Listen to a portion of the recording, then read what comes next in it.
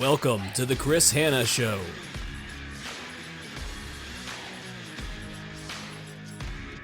Hi, everyone. Welcome to another episode of the Chris Hanna Show. I'm very excited today to have my guest on here. I've got Alena Sviderskaia. She's a leadership coach, speaker, facilitator. She holds a degree in psychology from McGill University, is an ICF certified coach. She's the creator of the successful Empowered to Lead program and co-creator of W2 Work and Wellness Amplified program. Alena draws on over 10 plus years of corporate career experience to help organizations become better places to work by turning managers into leaders and tapping into innate employee strengths to create a culture of passion and full engagement. Thank you so much for being here on the show this week. I appreciate you having you. Oh, I'm so excited for our conversation. So I'll start here with how I first came across you. I saw videos that you were creating, I believe maybe 2018, 2019. You started creating content on LinkedIn, started following you and some of your journey. And I always thought that what you were talking about just made sense. At that time, I was in the corporate world. And I thought, wow, this is somebody who's, they're saying and they're speaking my language, because a lot of people who are managers struggle to actually lead. And so I would love if you can kind of kick us off by talking a little bit about what you do, your program, the coaching, and what got you into this lane that you've now been in. Yeah. So for me, I think I will start with what got me into this. And first of all, I was always fascinated with human psychology and how we behave. And what I realized is that being in the corporate world, I have experienced this being led by people who were amazing and then being led by people who were not so amazing. And what I've noticed is that I was a different person when I was with, under different management, right? So, and then I realized, wow, this is such a major impact of how do we show up at work, how much we believe in ourselves, what we're, the choices we're going to make, the risk we're going to take. So then working in corporate world, I really realized that there is that need. And at the same time as I was working in the corporate world, I started realizing that I wasn't doing the things that I really wanted to do. And ironically, people were coming to me and complimenting me on things that were not part of my job. Right. It's the training, it's helping somebody grow. It's,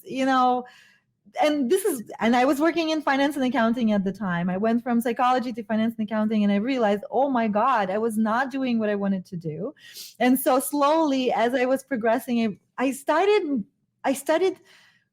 having those doubts and waking up in the middle of the night. It sounds cliche, but really things that were keeping me up at night and kind of preventing me from falling asleep is the thinking, oh my God, if I continue down this path, then, in 10, 20, 30 years, I will have a lot of different regrets about not really exploring what it could be like if I did the things that I really loved. And so that slowly, I got the courage. And then when I moved from Montreal, where I was living at the time, to Toronto, that was kind of a very convenient change because I had to leave the work I was doing before. And I felt there was the moment, okay, now or never type of thing, because there will never be perfect timing for this. And so right. I went into the leadership. Yeah. So, okay, let me make sure I get this. So you're in Montreal. People are telling you in the corporate world, hey, love what you're doing. You obviously exhibit a lot of great leadership skills. You decide to make the move from Montreal to Toronto, and it's kind of like this time to reinvent yourself. And then you just went straight into, I'm now creating this business, and you knew it was going to be leadership coaching? Or take me through that initial, the genesis of that. And what does that, how did you pick that as the spot? Obviously, you've got some of that talent that's coming there, but did you get a coach, a mentor to help you, or are you figuring it out on your own? What's that journey look like? So what happened in the beginning, at first I was thinking, even as I was in Montreal, I was thinking, okay, maybe I will start this life coaching business on the side. I was always fascinated with human psychology. I found one of my strengths was seeing the potential in other people before they saw it themselves. So I said, hey, why don't I do something in life coaching? And maybe that's going to be my side hustle. And then slowly, I'm going to grow my business. And so when I first arrived in Toronto, still having those fears, what if I'm not going to make it? Maybe it's too early to start a business, maybe the timing is not the best. And so I actually started applying to finance jobs. Okay. And I was going through interviews for this amazing company. People were amazing. The interviews were going well. And then I was kind of expecting an offer from them. And something happened and they went away for 2 weeks. And then at first I was like, oh my God, they don't want me. The ego got a little bit bruised and I was a little bit sad. But what I realized as time progressed, I started getting excited, saying, oh my God, it's almost that they were making a decision for me. Right. And the offer was not coming. So I allowed my brain to go into this place. What if I actually go all in and start something? I don't know what it is yet. I didn't know what it was yet.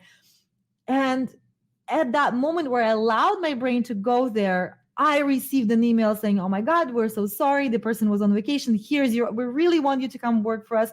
Here's your offer. And at that moment, it felt like somebody punched me in the gut. It was that not the reaction you want when you get an offer from an amazing company. And so that's where I realized, oh my God, that's not what I want to do. I want to go all in. I want to explore something else. And I owe it to myself. And I spend, in all honesty, I spent quite a bit of time reflecting on some of my clients in the past when I started doing life coaching, and I realized this is not what I want. I actually want to work with the types of people I used to work with. Right. And I want to help people grow as leaders, because I realize that most managers have the best intentions. They took the promotion for the right reasons. They want to grow their people. They want to develop them, but they just don't know how. And also they don't get a lot of feedback. When we are not happy with managers, a lot of people they complain about managers, but not to the manager's face usually, but it's with their colleagues. And it almost kind of feels like it's common knowledge. Of course they know, but they don't. And they don't get that information. So I wanted to create that bridge and be that support, because managers play such a huge role for employees and employees' journey in companies. And so at first, what I decided to do to be safe, I joined an organization that was providing leadership training. I wanted to try it out. And so for a few years, I stayed with this organization and I was facilitating leadership development.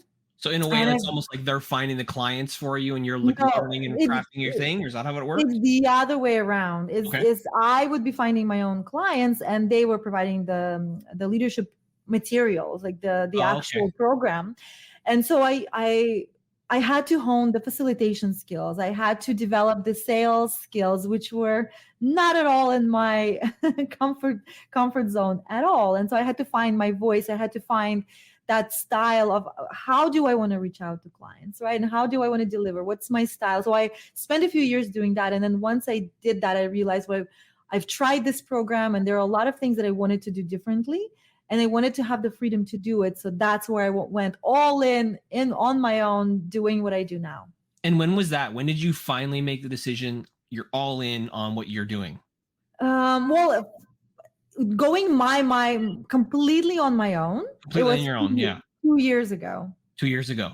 Yes. And so you make this, I think it's an interesting story in the sense that you have a job offer, you're debating, what do you do? I'm going to try and go all of this. You obviously take a different path, and you get the opportunity to work with this other organization. You're going to get to beef up your skills, and you're continuing to evolve. And then you decide, I'm going all in.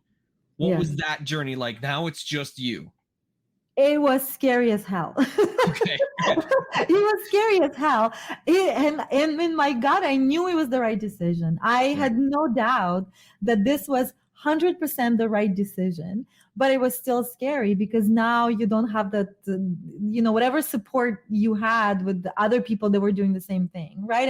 And being a business owner, that's one thing that probably many people don't realize, that it's a very lonely place at times. Oh, yes. Right? Yep. It's, you see the videos on LinkedIn and everything is peachy and it's great. And when you're working with clients and you see the pictures, kind of being on stage, talking in front of people, fantastic. But the majority of time is you're alone with your thoughts, with your fears, trying different things. Some work, some don't work. And you face that self-doubt and hesitation, and the ups are really amazing, but the downs can be very, very harsh too, because you're on your own in this. And yeah, for sure. I'm But so glad that it's you scary. mentioned that, because I think it is an important thing that a lot of people don't realize, is that the decision, obviously, to go on your own and create your own business is a scary one. And you get so excited and you're pumped as soon as you start doing it, but then you might not see results right away. And Yeah. you might get rejected a lot. But the loneliness, I don't think people talk about enough or understand or realize. And it's Yeah. just, it's such an important point that you bring up. And I'll be honest, for myself, there's many times where I go through the process, I'm thinking, what did I do? Like what I'm having a bit of imposter syndrome, kind of questioning myself. Did you Mhm. experience some of that through that process as well? Be like, did I make the right 100%. call? Absolutely, absolutely. And I also find that as you're starting your journey, that's very, very powerful, because when I worked 10 years in corporate world, and I was working in finance and accounting. So for that, I had a degree. I had a degree, and an undergraduate degree. Then I did a certification, went through grueling study process and grueling exam. I got the letters. I was a CPA, so I knew there was a objective measure of my readiness to do the work. Yes, as you start any job, there are moments where you need to learn this skill, you need to learn how to do this process, but objectively you have something to fall back on, saying, hey, you should be able to do this job. Like, objectively, we measured your performance. But when you go into business, there are so many things that you're starting over. And that first time when you go and you talk to someone, and they put trust in you and saying, okay, yeah, go talk to my team. I want to invest money in you. You don't have that objective measure of you're great at what you do. So you have to be patient and be comfortable with being super uncomfortable, and vulnerability and rejection, as you said. And it can be very hard, because when you're going into your business, you want to help people. Yes, there is a financial aspect and freedom aspect, all of this, but majority of entrepreneurs that I speak to, they went into something because they're passionate about it. They really want to deliver amazing service. They want to help their clients.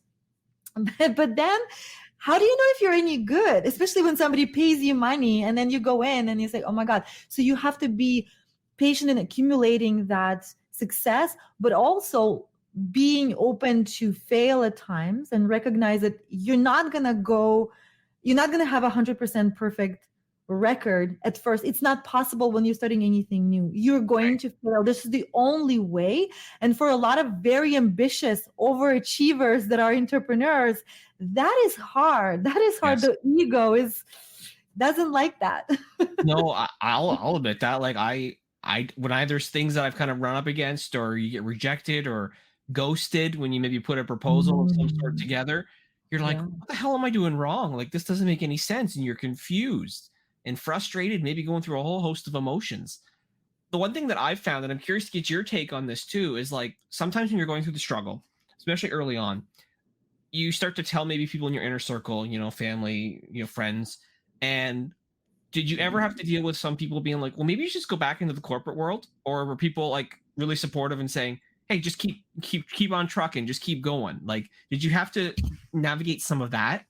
Yeah. And what's interesting, I actually had both. I had different responses, right? So some people would say, like, I was lucky enough that most of my family said, no, like, keep going. You're good at this. Because they heard my reasoning behind wanting to do that. They knew that I was doing it for the right reasons. I wasn't looking for a quick, becoming a millionaire in 2 years. They knew I was doing it for the right reasons. Right. So they remembered that.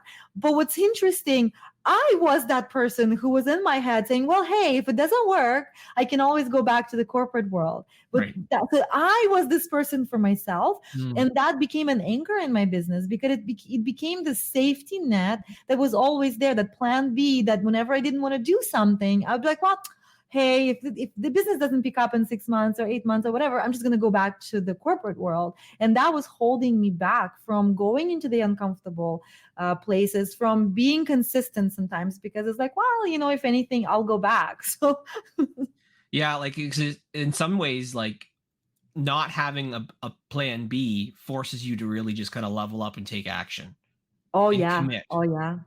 And we have to make that conscious decision. And I remember to this day the moment where I made that decision. I remember where I was, because that was that very important fork in the road where you said, okay, that's no more plan B. I am not going back to the corporate world. I actually gave up my CPA. That's how powerful. I wanted to cut this, to say this was not a good career for you. Maybe in the future you may pivot into something else. Yes, but this should not be your safety net, because this is not something that leverages your strength. This is not something that brings you passion. So that cannot be a plan B. That's it. So once I cut this off and I said, I'm going to go all in until I succeed. It doesn't matter how long it's going to take me, but I'm going to do it. And that was a game changer. That was the chapter 2. I absolutely love that. And I align with it so much. Like, I think about, I had straddled the whole side hustle thing and doing, the corporate world and be the CEO of a company. And it took really, I think, my wife actually being able to be honest and tell me, hey, Chris, you're so much more fulfilled doing this consulting and the side hustle stuff than the full-time stuff. You got to choose one. And the one option for you is really truly going all in and betting on yourself. And I need to hear that from her. But then when that happened, that was like the light bulb moment. It's like, you know what? I can't have the safety net. I can't have the plan B. I have to go all in. And that's the only way to do it. Oh, that is so powerful. And I think we're really, and just reflecting on that, I think I am very grateful for the people that I had in my life that were able to point those things out. Because when you are riddled with self-doubt and fears and all of this, and there are a lot of dark moments, right? So as an entrepreneur, there are a lot of dark moments. And then it colors your judgment, and it really messes with your way of thinking. So you're focusing on some of the things, and your mind can justify and say, hey, you know what? Let's go back to safety. Okay, we tried this. Too much of our up and down, inconsistent results. Like, come on, let's walk back. You had it really, really nicely. But it takes people like that who see us from a different angle. They don't see the emotions we feel on the inside. They're thinking more rationally. They are more objective in kind of seeing, hey, I see Chris when he was in corporate world. I see Chris when he does consulting. I see a huge difference, which you may not even necessarily be so aware of. Right. For me, it was my brother. I remember calling my brother right before I made that decision, like a few days before, where I cut off the plan B. I remember calling my brother and saying, you know what? It's been really frustrating. I've been doing a lot of things that are not working out for me. And I'm really thinking that it's time to go back into the corporate world. I really think that maybe I'll go, and maybe I'm going to not going to do the finance, but maybe I'm going to do training and development, which is kind of closer to my area of expertise. So my brain rationalizes, saying, hey, that's going to be safe. And I remember my brother saying, what the hell are you talking about? It shook me. I'm like, what? And he's like, are you kidding me right now? Like, he's like, so all of these things, like all of those things that you told me about and all the reasons, so let's go over them. And he basically repeated this whole thing. Is like, and he said, no, it's not you wanted this for a reason. I have no doubt you can do it. So what else can you do to change this? What are some of the things that are not working? What can you do differently? And I remember hearing them say it, hearing him say it, it was a game changer. So I'm really grateful for having people like that. Yeah, it's important to have that support. And like, I think that there's this period early on in the entrepreneurial journey where like you do feel like you're doing a lot, but then also you got advice coming from everywhere, and sometimes shiny objects get introduced. Yes. Talk to me about having to navigate some of that early on. Oh my God, this is doing a lot of things, but not really doing anything. I think the shiny objects, in general, I'm 4 years into this journey, and there's still so many shiny objects. There are new IT tools that are coming every second. Every day. Yeah, it's crazy. And you're thinking, oh my God, there's a new book, there's a podcast, there's this, there's so many shiny objects to this day still. And I think in the beginning, what happens a lot is that there is a lot of work that creates the visible, it has the feeling of work, but really it's procrastination that is disguised as work because we are scared. We're dealing with fears. Like for example, you mentioned something that you saw my post on LinkedIn when I first started doing that, right? And then doing something like this, it's very vulnerable because I said, hey, I want to attract the right type of client. I have a certain type of personality, certain approach to how I work. The best way to showcase this is to do videos. But videos which I have never done before were so vulnerable. Right. And when you press this post, and I remember my first video, oh my God, my hands were like this. I'm looking at, oh my God, this is so ridiculous. But I posted this and it was so scary. And you're checking, how many likes you got and this. And so we have to kind of really differentiate the type of work we're doing that kind of fills the time and prevents us from doing the really important work, and the type of work that is really necessary. Because in any given day, we could be wasting our time in planning, strategic planning, and researching, and doing this program and doing that program. And there's so many things, different tools, different whatever. But this is it. We just have to stop and ask ourselves, why am I doing this? What is the end goal? Is it really adding any value? Is it the really best use of my time? The really good test actually is, and I remember I read it in Tim Ferriss's 4-Hour Week, I think, when he basically said, if you were forced, and I might be lying, of course, but it was something around, if you were forced to cut the number of hours in a day by half, life or death, you cannot, you have no option. If it's 4 hours a day, you have to work. What are the key tasks that you're going to be doing? Now, what about if you only had 2 hours of work? And so that's being very conscious and intentional about that. And I think a lot of people are not, maybe conscious or intentional enough with that. I remember reading that book and I listen to it almost every year as an audiobook, just to kind of remind me, even though some of it's dated, but like cutting down the amount of time that you have for a task can be powerful. But I think a lot of people, they're busy, but they're not productive. Yes.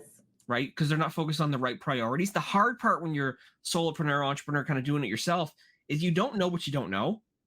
And so you're like, okay, well, do I just put myself out there? Do I start building videos, start building social media content, which we know, like when I've talked about this before, this takes a lot of time and effort and work to put everything together. Do you build a website? Do you go and try and do networking events? Like, maybe some people just even forget to build out what their product is. They say, I want to be a coach as an example, but they haven't figured out, well, what is their system, right? Like it comes down to figuring out where are the most important areas that you need to focus on. Yeah. But sometimes you need help and you need a little bit of guidance and course correction. The problem is that there's so many people selling at you as soon as you announce that you're doing stuff as well. Mm-hmm. Oh yeah. Like my inbox is filled with, I help coaches to do this and this and that. And of course. And there's so much, there is an advantage to getting help for sure. But it's also, I think it's also around being accepting that sometimes you will steer into the wrong direction. And it's okay to do that once in a while. And then it's important to bring yourself back. Full transparency. Most of my clients are coming from LinkedIn. That's where really, that's a super important area of my life. The last 2 weeks have been extremely, unusually, abnormally busy for me. So I completely dropped the ball. And I feel guilty about it because I know this is the top priority that I need to be addressing, but I kind of disrupted my consistency with LinkedIn. And I have to accept that and say, okay, I have to restart this. I have to rebuild this again. And this will happen. Inevitable. You will fail multiple times and you have to pick yourself up and say, okay, learning my lessons and going back. What was a big maybe lesson learned the hard way or mistake that you feel comfortable sharing that you've made in this journey? Oh my goodness. Like, where do I begin? Like, honestly, I don't even know which one to start with. I think probably one of the biggest mistakes that I learned the hard way is that there's so many different ways to do the same thing. When you look at coaches, for example, like leadership coaches and attracting clients, let's say, there are so many different ways to do it. We talked about it earlier, right before the podcast. You can do video. So this is something that really makes you passionate and you just flow. And it's like having a conversation like that. For me, zero preparation. I just go, I'm just staying present and I'm being vulnerable and I'm sharing. I love that. To me, this is the best thing. If I have to write a long, like a sales email, to me, that's poking my eyeballs out. Like that's just, please, this is cold calling. I'd rather die. I think really, honestly, it's on. There's some things that where you need to really understand what your strengths are, what gives you energy, and do this and do that, because there's so many different ways to get to the results and be successful. By leveraging your strengths, you're going to get there much faster and with a different attitude, with a different level of enjoyment. Same thing for leadership. That's that's my key message to leaders is just you have your own leadership style, understand your strengths and leverage the hell out of them instead of trying to be somebody else. You're introvert. Don't waste your energy on trying to be extroverted. You're not. You hone in on that ability to listen, ability to reflect on information, process it differently, and leverage that. Have people around you who are good at something else that you're not good at, but do not waste your time trying to be somebody else. And early in my business journey, I was listening to advice and what is the best way to do it. I remember sitting, making cold calls and almost crying and saying, what am I doing? Like, this is horrible, feels terrible. I never pick up those calls. And now I'm the person on the other side who I'm bothering people. I'm manipulating them into staying on the call for another 3 seconds. This is so against who I am. And that's where I finally started doing LinkedIn videos and posts. And that's where the game changed. Like, I think what you're saying there is so spot on. And I think it needs to be just reinforced, is that like when you can really go all in on being your authentic self, whether that's as a leader or as an entrepreneur, you're going to be more successful and it's going to feel much more better for you and you're going to feel more fulfilled. You don't like cold calling, so you shouldn't do it. Some people love it. Absolutely go all in. They're good at it. And they really, for them, it's like a game. I've seen people, I admire people who can do that. Yeah. To me, it's not something that I love. And also it goes back to the reason why we started having our own business. Why we decided to do our own business is so we can have more freedom to do the things that we love to do. So when we have to be very conscious about making those decisions very intentionally, because otherwise we can end up in a worse position where we have no freedom. It becomes a cage, the place where we're trying to escape from, and it goes against everything that we were chasing. Right. We have to be very intentional about because it's the day-to-day experience that matters. The end result is the financial reward or whatever it is. It's great. It's end result, but it's the day-to-day reality that you live in your business. So you have to be very intentional about how you structure your days, how you create that workspace and people around you, the type of clients that you take on, the type of services you provide, being conscious of how your body feels, because if we spend that time on self-reflection, the body tells you when you're going in the wrong direction. It will create those messages and signs, whether it's health signs or energy signs, whatever it is. Yeah, like I can tell you that there have been times where I've started putting together like a proposal to consult with somebody, and I'm like, you know what? This isn't my customer. This isn't the type of work that I want to do. And early on, I would sit there and I'd submit these things and then like just kind of feel like, wow, I just wasted a lot of time because I really don't think I'm going to get it because I really don't want it. Mm-hmm. And even if they came to me, I don't know if I actually want to do the job. Yeah. Like early on, you almost, and this is at least from my perspective, you start trying to take whatever you can get because you're just trying to get money coming in. That's a phase where you have no choice, or you think you have no choice. You feel that pressure to get as much business, get all, everybody who says yes, I need to get that. But yeah. But then it creates, again, the shiny objects, a little bit of distraction. And then I think what you touched on about how you feel, like even physically is a big thing too. Like I can tell when there's times where I'm either overwhelmed or I'm doing the stuff that's just not Yeah. me. And I Yeah. don't feel like myself. I don't have the energy, the motivation, and it kind of Yeah. like it can cause this obviously ripple effect as well if you're doing stuff that you're not meant to do. Yeah. I felt the same thing. Like I think about from a leadership perspective, there were times in my career where at various stops along the way, I wasn't leading the way that I felt like I should lead, as opposed to being told, well, you should lead this way. Well, like that way doesn't work because every Mhm. leader is different Yeah. Yeah. and every Absolutely. situation is different too. And so leaders need to adjust and be authentic. When I became my authentic self as a leader, I felt like the teams that I had worked better. Mm-hmm. When I tried to Because they fake it know till they it. make it, it didn't work. They know, because people at the gut level, they feel when you have a mask on, right? So Right. when you're talking to a client, and I mean, you can take the program and you can say all the right things, and maybe they will say yes at the end, but there is that nagging feeling somewhere. There's something there. I don't know what it is. I can't quite put my finger on it, but there's something wrong. And so the same thing in the relationships, and leadership really is a lot about relationship, right? Is this Right. how do people feel about themselves really around you? So that's where, because you can bring out different sides of people, right? The same person can work in different organizations and different teams and be a different person. Same thing with personal relationships, friends as well. And so really it's when we are wearing a mask, even if we do it really well, not only it creates more loneliness for the person who is wearing the mask, because like for example, if you're pretending to be somebody else, you feel like this is not who I am. And I know people like me, but they don't like me for who I am. They like me for the person I created and that mask that I'm wearing. So that creates a barrier between that prevents people from connecting to people on a genuine level. But also, most of the time, people will feel the fakeness.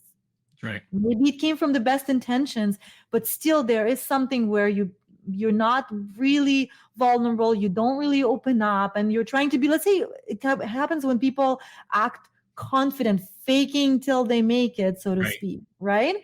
And so they pretend to be more confident than they really are, but it actually creates barrier that prevents people from connecting on deeper level. There's nothing worse, probably an exaggeration, but it's a disservice to the team when the leader pretends that they are 100% confident in what they're doing. They don't make mistakes. Everything.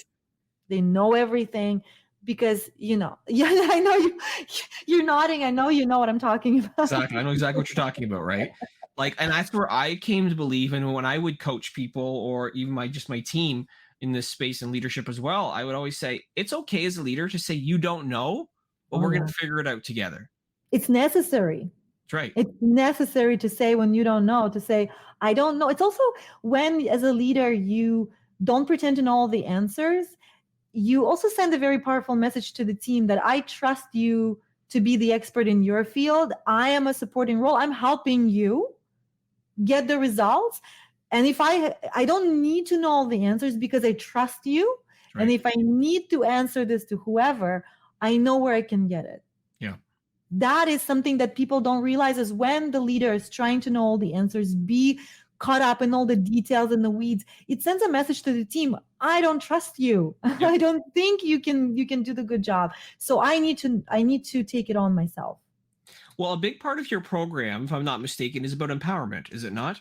Absolutely. It's really about understanding your strength. It's about being more intentional about the decisions you make and how you show up, and really developing that consistency in leadership through habits, because behavioral change is very difficult, and we can't expect someone to accumulate behaviors and habits for 20 years, whether it's from personal experiences or from watching other leaders, and then in 2 weeks just become a different person. No, there is a lot of unlearning and undoing that needs to happen first, and it needs to happen in a very safe environment where people really feel like it's confidential, where they feel that they can be themselves, and they are, they're safe to admit the mistakes and say, hey, yes, I don't feel comfortable in my role. I don't know exactly what my role is, if I'm honest. Right. I don't get any feedback. I don't know if I'm struggling. I feel like I'm struggling, but yeah. Well, that's what I think, and I've talked about this elsewhere too, where like communication is so important when it Yeah. comes to leadership. All right. And I'm a big believer in that every problem that happens is a communication problem. It's a Yes. breakdown that happens. Yeah. It's either we didn't have the conversation we needed to have, we didn't have the conversation with the right person, it wasn't the right topic. It's one of those three normally. Yeah. Or it's also, and communication also is a lot about translating what you have in your mind, and maybe the visual you have or the feeling that you have, translating it to someone, and then they have to take this and in internalize. So, just yesterday I had this session on difficult conversations, and really there's so many different ways to have that conversation, but it's a skill that needs to be learned and practiced some more before you get better at it. But communication is extremely important, and I think coupled with lack of self-awareness for all of us, we all suck at self-awareness. We think we're better at it than we are. Yep. So coupled with sometimes poor communication skills, or lack of planning of important communications, or lack of kind of testing the alignment. Like, for example, I have sometimes leaders who come to me and they say, okay, can you work with me on providing feedback to this person? Their performance has been suffering. And they then go on for 5 minutes saying, hey, I really care about them. I want to support them. I don't want them to feel like I'm attacking them. I don't want to feel, and I tell them, do you actually say that to the person? And they say, no. And I said, well, just say that. Exactly going to say that. Exactly. Well, just say that to them. And because that's powerful, because that sets the tone of the conversation, saying, hey, I don't want, I'm really nervous about this conversation. I know it's uncomfortable for me to tell you this because I really respect you. I really want to support you, but we need to address it. And I'm curious to hear your side of the story. But being human, being vulnerable, and saying, hey, this conversation, not really comfortable for me, but I think it's important to have it anyway. I totally agree. Like, I recently coached a business owner who was having trouble with their employee, and that they made the decision that they want to part ways. And I said, have you ever had to fire someone before? And he said, no, they've never done it. So the decision that they are making, that they want to move forward with terminating someone, I'm like, unfortunately, I've done it. So I took them through the process. I said, if you're going to do it, you got to do it with compassion. But I said, the thing I'm going to ask you before we move down this path, I said, have you done everything that you need to do as a leader? And did you set this person up to fail in some way? And they're like, what do you mean? I'm like, well, were they trained properly? Did you give them the support and the coaching? Do they even know that there's a problem? Did they know the expectations and all of this? There's so many things. Was it the right person for the right task and the role and all of this? Absolutely. And the moment people start asking those questions to themselves, the conversation changes. When you go into the conversation saying, hey, I fully recognize that I might have contributed to the problem, and I'm genuinely curious about learning what that could be, so then I could learn from it and not make the same mistakes. Because leaders, like we said, lack of feedback, even more so than for employees, and they don't know what they don't know. So it's creating that safe space so your team can provide this feedback, but also you need to then follow up with action. Of course. It needs to be, to develop trust. You need to say, hey, you told me you were vulnerable with me. I know it's uncomfortable to say to your boss, hey, yeah, you weren't really clear. And when you said this is the way you said it. And it was, it's hard for me to come for you to support because you're short-tempered sometimes and you get irritated. So the next time I have a question, I go to somebody else. Yeah. It is hard to say to your boss, but then it's when they do, you have to make sure that this is actually taken into consideration and you take action on it. So the next time they actually share that with you again. Like, with your program, do you help certain type of leader or leaders that are in part of certain industries, or like how do you define like the type of leaders that you work with? It really is about, it's interesting. I was thinking about this and I was reflecting on who my perfect client is. And I think it's really not about the industry or not the type of leader. It's more about the mindset of senior leadership team. Mm-hmm. When I encounter clients who say, well, our senior leadership, they're perfectly fine. They've been in the position for 20, 30 years. So they don't really need any coaching or training. They're good. But we just need to fix the middle manager or our new employees or new managers. That's a big red flag for me. So that is something, because what I know that there is that ceiling to just how much I can make a difference. Because if we have managers who are excited about change, but then they say, okay, you telling me that I need to have pre-scheduled regular one-on-ones with my team, not wait for them to come to me, because they will never come to you just for problems. You need to proactively build that one-on-one time where they know they're going to show up every week, every 2 weeks, every 3 weeks, depending on, the need. And that's where you build your trust. So then one of those meetings, they'll start opening up. Right. So it's creating that environment. So you're telling me I need to do this with my team, but my boss never does this to me. So my boss just says, hey, whenever you have a problem, just come to me. So that when there is that disconnect, that to me, it can be a perfect industry. Everything else is gonna be great. But just that to me is a big red flag in a client. Yeah. But then I work with different organizations. Some of them are manufacturing, IT, service providers. It's more about the mindset of that senior leadership team that they're willing to look at their own blind spots and say, hey, I want to invest in my people. It's not go fix them, but it's they're really valuable to me. I would love to invest in them. That's what I'm looking for. And I think that's an important piece that I think a lot of leaders at the highest of levels need to understand, is that their people that they have on their team are their greatest asset. And so invest in them. You're going to get more ROI back than anything else as you continue to invest in them, because they're going to grow. They're going to be more engaged. They're going to be more aligned to the mission.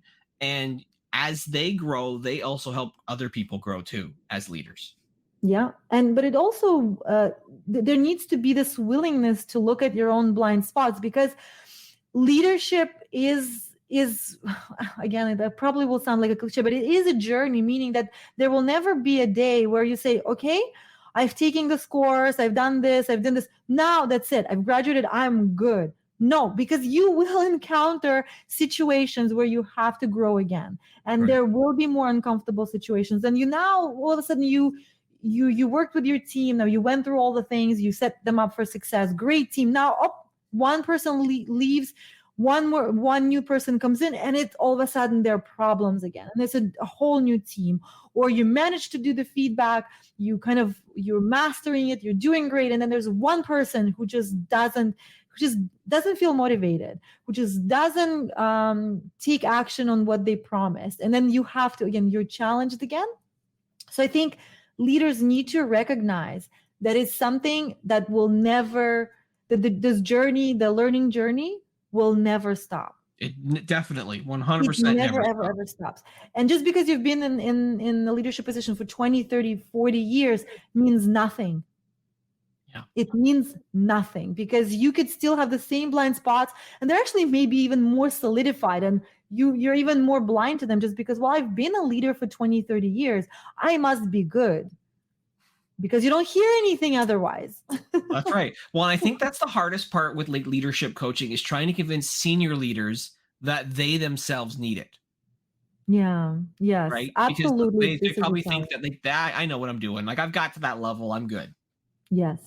This is definitely, I would say you're right. This is the most challenging thing. Yeah.